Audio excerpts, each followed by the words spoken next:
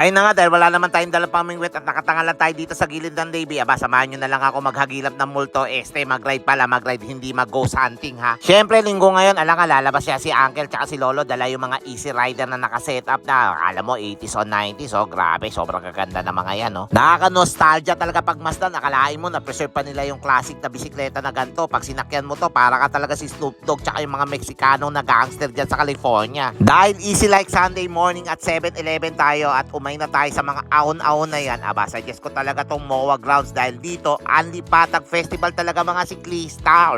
Hala, bumirada na, ikot-ikot, laps-laps lang tayo dito hanggang mabuang tayong lahat sa earth. Pag mabilis ka, doon ka sa may bandang gitna at pag mabagal ka, dito ka lang sa Genly para hindi ka makita ng stars. Pag trip mo naman mag-island hopping at mag-jogging, aba, don't worry, ginagawa na nila yan para sa'yo dito sa may MOA Bay Walk. Ay, nako, talo ang quarry sa dami ng buhangin na tinatamak. Aaminin ko dahil first time like a virgin talaga ang pagpunta ko dito dahil alam nyo naman na lagi lang ako nasa kabundukan. Aba, very thankful ako na may gantong planeta para sa ating mga siklista. Mukhang mawiwili na naman tayo dito.